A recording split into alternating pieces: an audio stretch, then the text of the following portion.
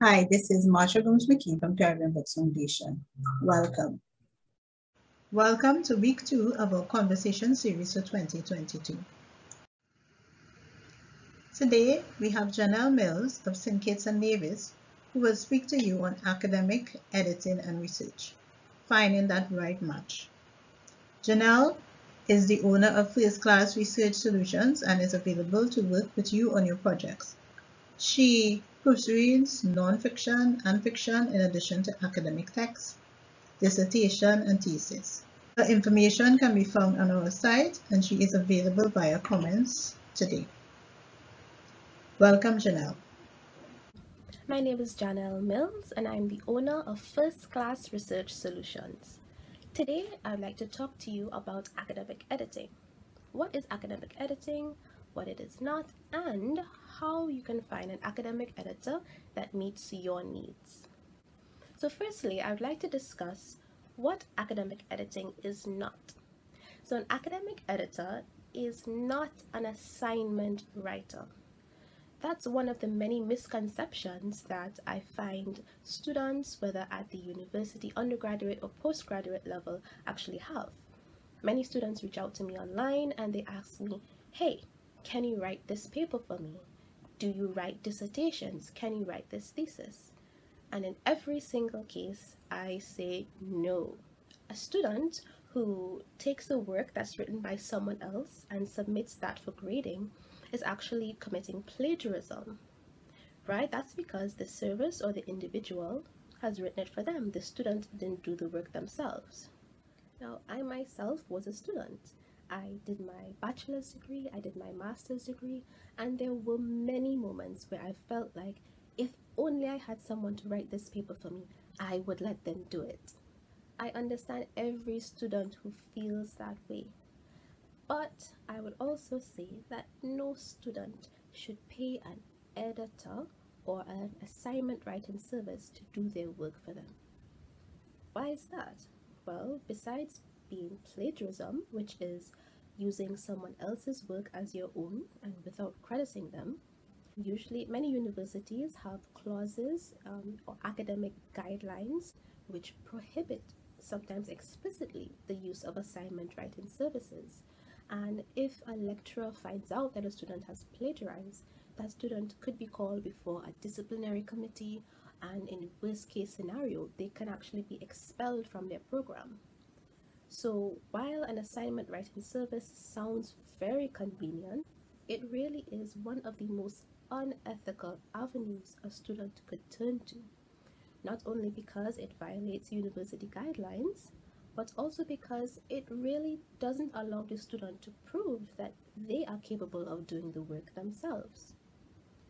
So remember, even when you're frustrated or overwhelmed, please do not turn to any editor or thesis writer who is willing to do the work for you. Wow. Secondly, an academic editor is not the same thing as a thesis advisor or a lecturer. Many students, especially those who are writing postgraduate research projects or theses, they may need to get a little bit more support and guidance in terms of how they should structure their paper, how they should write a research hypothesis, what is the best strategy to analyze their data. And so sometimes students reach out to me and they ask me, hey, take a look at my paper and please help me to know what to do next. How should I write this? Which theory should I use?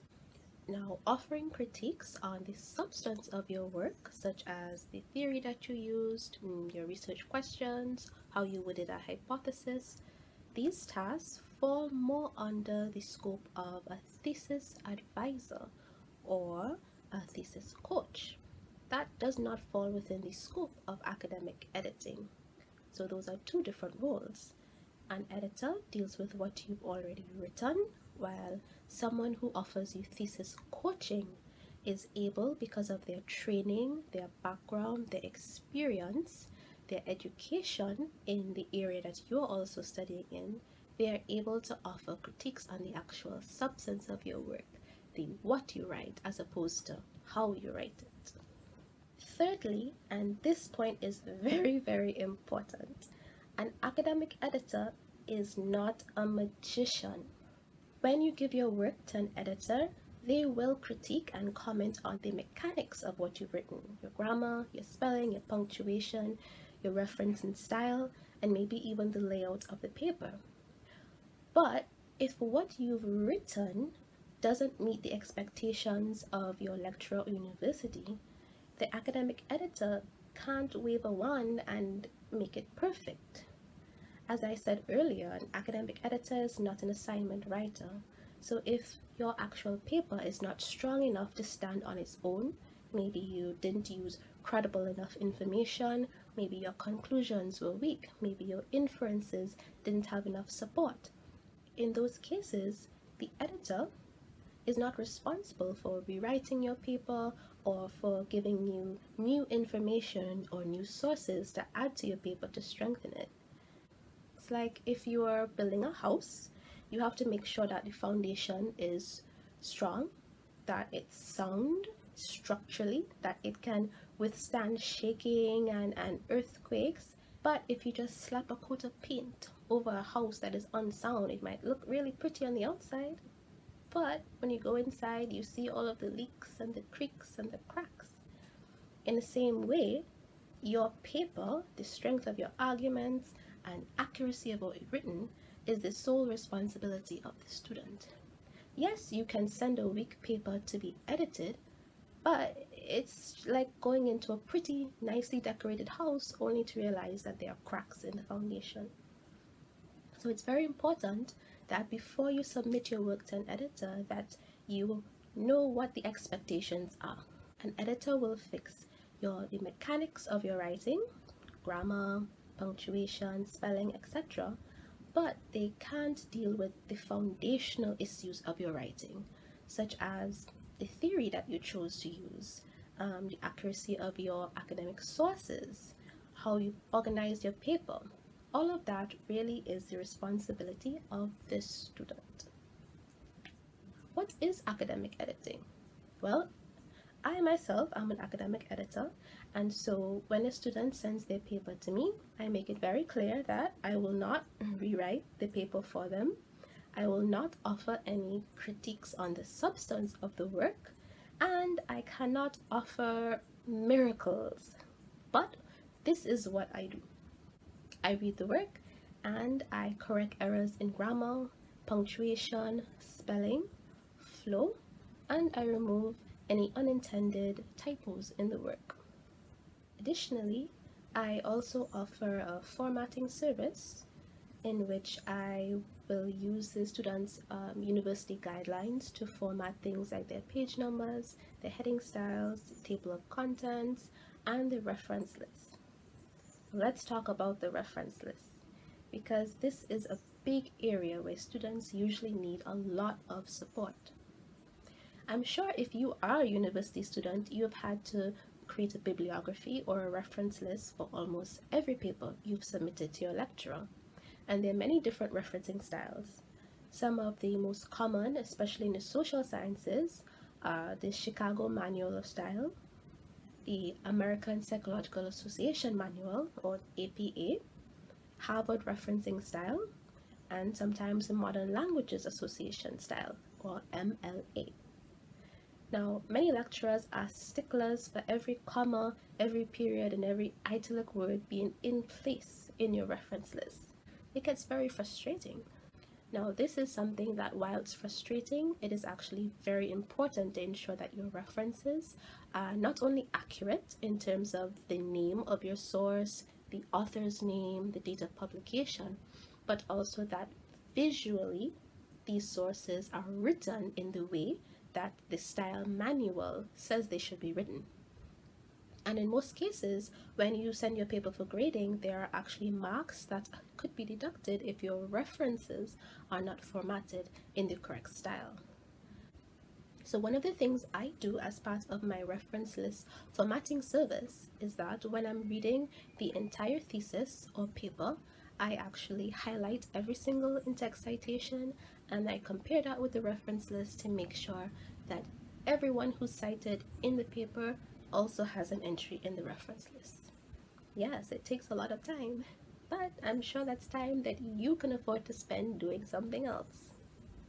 In the same way, I will look at your reference list, and if there are references in the list that are not mentioned anywhere in your paper, I identify them and I let you decide if you should take them out or add them to the paper. So referencing alone can really take a lot of time. And unless you are very confident in your knowledge of the referencing manual, it can be very frustrating to have to constantly go between the manual and your reference list and your paper, and it can be overwhelming at times. So if you are not sure how to reference, or you probably just don't have the time, formatting the reference list is really a great resource that you can turn to, and you can ask your academic editor if they can assist you in that way.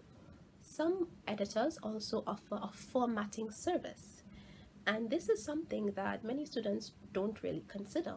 It definitely is not a task that should be forgotten or taken for granted. And this is because universities, they often issue a style manual of their own, or a guidelines book, which will actually tell you in detail how the university wants you to structure your cover page, the type of font that they want you to use, the margins they want you to use, how you should do your page numbers, the headings within your paper should be in a certain style, and of course your references, your referencing style will be stipulated by the university.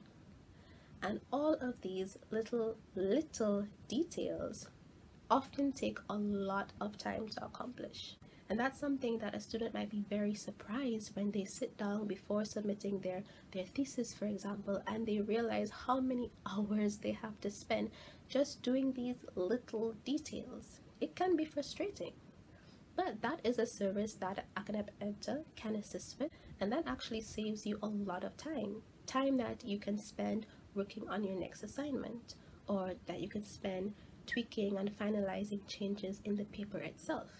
Another important question that you might be wondering is, who is academic editing for? So academic editing is really a great resource for many students, and my clients are usually very busy professionals. They are often students in their late 20s to 30s, 40s, 50s, who are not only studying, but they're working, mostly working full-time, and they often have a family to take care of. So I really do commend these students, because they are managing a lot of work, a lot of stress, and many responsibilities. And so when they reach out to me, it really does show that they are committed to their work, but also that they are realistic about how much they can do in sometimes a very short amount of time before their deadline. And so academic editing can really be helpful for students who are also busy professionals, who have families, who have very heavy workload, and so they simply do not have the time, or sometimes the energy. They may have the time, but they may not have the energy to do the academic editing for themselves. Another group of students who can really benefit from this service are those students maybe who have some difficulties with English, or difficulties with writing in general, and having recognized this, they reach out to me and they ask for my assistance to really help them refine some of their language, to make sure that their expression is clear, and to make sure that what they want to say is accurately reflected in their paper. Now, I strongly believe that nobody who is seeking higher education should be denied because they have language problems. Like, truly, if you have language difficulties, or perhaps English just isn't your strongest subject, there really is no shame in it, and that should not keep you back from achieving your goal, from achieving your degree. And so there really is strength in reaching out for help in acknowledging your weaknesses and asking that editor to help you make sure that your English is as clear and concise as possible. You may also be thinking, I can reread my own work and I can make it as good as it needs to be. And I'm sure that many students have very high levels of English proficiency, and so they may not feel the need to contact an editor, and that's completely fine. But it is important to know your abilities, to know your limits in terms of how much time you have, how much energy you have, how much focus you have, and really assess whether you are able to edit your work on your own or whether you are in need of extra support, in which case there is no shame in contacting an academic editor. I would, however, strongly advise you to first reach out maybe to your lecturer or to your university and find out if there are any guidelines which prohibit you from using an editor, or if there are no firm guidelines, do try to find out what exactly an academic editor is going to offer you and ensure that they are not going to write your paper on your behalf.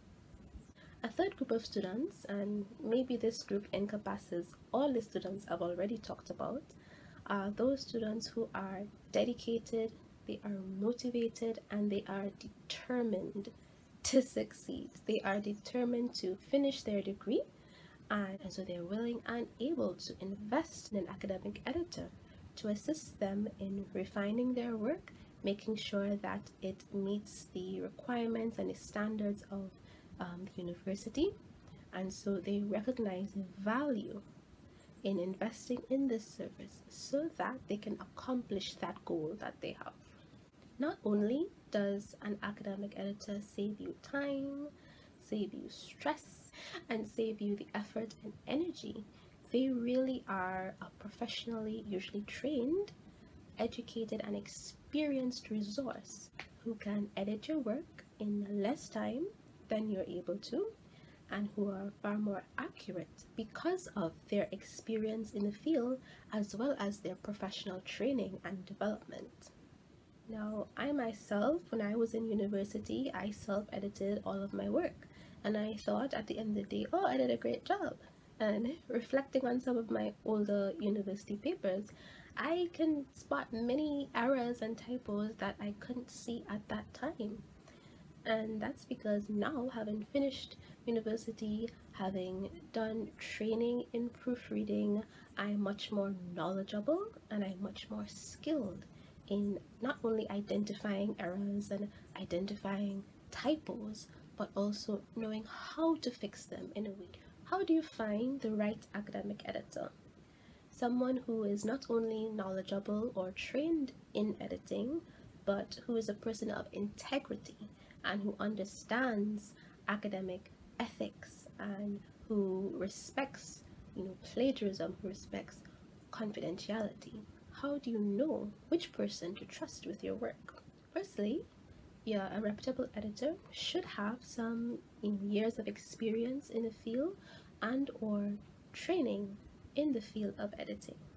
Not all editors are formally trained or formally certified, but reputable editors should at least have a few years of experience. They may have a portfolio of work for your review, and or they may be highly recommended by persons in your field. Additionally, academic editor should be committed to academic integrity, and they should not offer to write your paper for you or to breach academic integrity guidelines in any other way.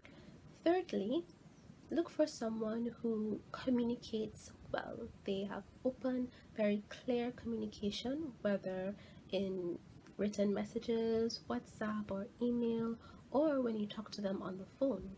The person should be able to very clearly explain to you what their services include, what they can do for you, and what they will not do. And they should be able to give you a deadline, a clear idea of the cost of their services. If you are in need of academic editing, whether because you are a student or an academic who is publishing a book, you can find out more about my services on firstclassresearchsolutions.com. You can send me an email to this address. You can also visit the website of Caribbean Books Foundation. There is an editors directory, and besides myself, there are other Caribbean editors who I'm certain can meet your needs. That was a wonderful presentation. Thank you so much for tuning in. Please remember that the presenter will be available to answer questions in the comments. And if you would like to get on our resource listing, you can get us at our email at caribbeanbooksfoundation@gmail.com. Thank you again for coming.